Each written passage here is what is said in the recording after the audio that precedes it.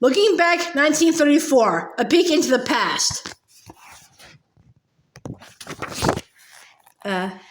America in 1934. Long lines of people looking for work or waiting for a meal were common during the Depression. When Kit's father closed his business, the Kittredges found themselves facing hard times that were shared by millions of Americans. In 1929, America had fallen into a financial crisis so serious that it came to be known as the Great Depression. Businesses and banks all across the country had to close for lack of money. People lost their jobs and sometimes their life savings. Families often had no way to pay for things they needed to live, such as groceries and rent. Some people couldn't afford to keep their homes and were thrown out on the streets. People found creative ways to cope with the hard times. They planted gardens and raised animals for food, recycled everything they could, and made things they couldn't afford to buy. To save money, many families moved in together. Others turned their homes into boarding houses, as Kit's family did. But as the Depression deepened, many people ended up homeless and started wandering America in search of food and jobs. Families who kept chickens made money by selling eggs. There have been depressions in America's past, but none was as widespread and long-lasting as the Great Depression. Although the start of the Great Depression in 1929 took many Americans by surprise, the causes have been building for many years. To find work, many people traveled the country by hopping onto slow-moving trains, a dangerous and illegal thing to do. Sometimes whole families rode the rails together.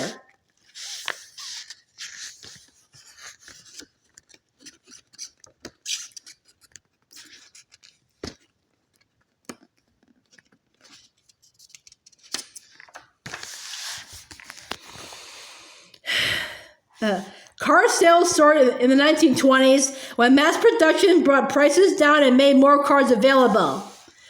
By the end of the 1920s, nearly every American home had a radio. The 1920s have been good years for American business. World War I, the Great War, ended in 1918, and American companies switched from making war supplies to making things like radios, toasters, and cars.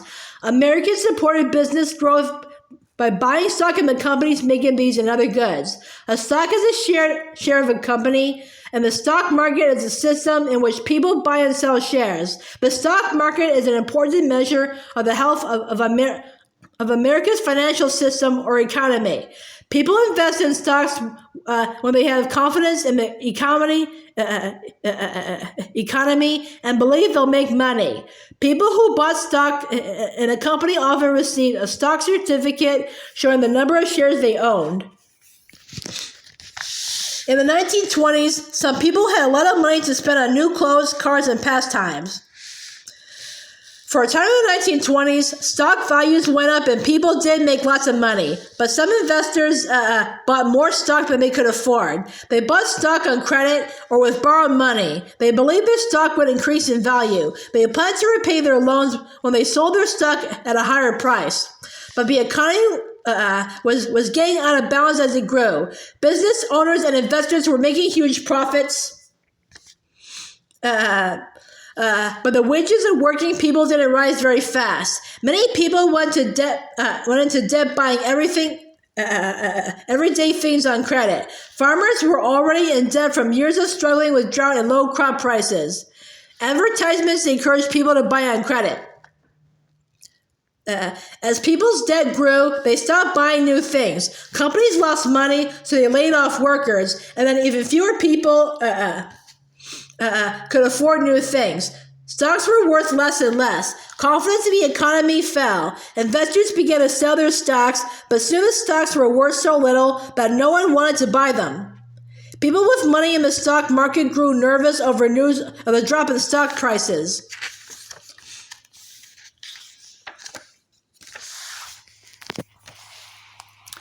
The stock market is often called Wall Street because its main offices are located on Wall Street in New York City.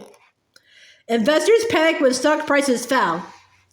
Then, on October 29th, 1929, a day that became known as Black Tuesday, the stock market crashed when stock prices dropped dramatically. Many investors lost everything. They could not pay back the money they had borrowed to buy stocks. The banks that had loaned them money lost everything too. Within weeks, the entire country started to suffer as businesses and banks shut down and more people lost their jobs. Almost overnight, families who had been comfortable found themselves with nothing. When a bank closed, people were sometimes left with only the money they had at home.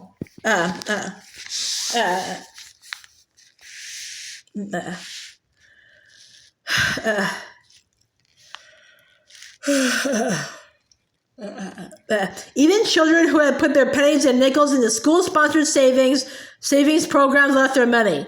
Many people had nowhere to turn for help and were deeply ashamed to go unrelieved or to accept free meals in soup kitchens run by charities. For most, it was the first time they had to rely on charity. But with so many people in need, the charity soon ran out of money too.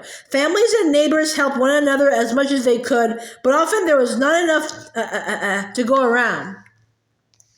Many people had to rely on charity for basic necessities such as bread and milk.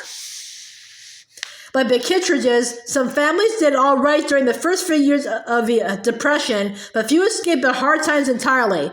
Many children suffered. One West Virginia teacher noticed a student having trouble paying attention during class. When the girl didn't eat at lunchtime, the teacher suggested that the girl run home to get her lunch. She couldn't, the girl replied, because it was Tuesday, her sister's day to eat. Children who didn't have enough to eat found it hard to stay awake in school.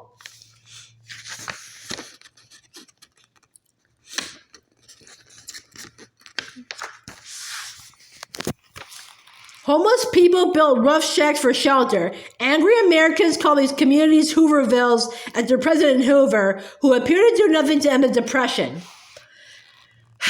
President Herbert Hoover did little to provide leadership or government help. He believed that business, if left alone, would correct itself and the Depression would end. But as the hard times got worse, many Americans lost confidence in the president and in the government. In the fall of 1930, the International Apple Shippers Association tried to help unemployed workers by selling them apples at $1.75 a crate. By selling the apples for 5 cents each, a seller could make $1.85 profit. Thousands of unemployed workers turned apple selling. Within weeks, however, the supply of apples ran out, and so did the jobs. By early November 1930, there were 6,000 apple sellers on the street of New York City. Radio stars George Burns and Gracie Allen. Shirley Temple made her acting debut in 1931 at age 3 and soon became a movie star. During the Depression, people looked for ways to forget their troubles. Many homes had radios, and families gathered to listen to the adventures of Little Orphan Annie and Buck Rogers, or to the comedy team of George Burns and Gracie Allen. Movie theaters started offering all-day shows for a nickel, and they were soon filled with people trying to escape reality by watching Cary Grant, Jean Harlow, and Greta Garbo on the screen. The year 1932, when Kiss Story begins, was the lowest point of the Great Depression, but no one knew it at the time. Unemployment was at an all-time high, and the future looked bleak. In November, Franklin Delano Roosevelt would be elected president, beating Hoover by a landslide. Americans were desperate for a change, and they hoped that the new president would lead them out of the Depression. Many Americans supported Roosevelt, but others believed that he would ruin the country.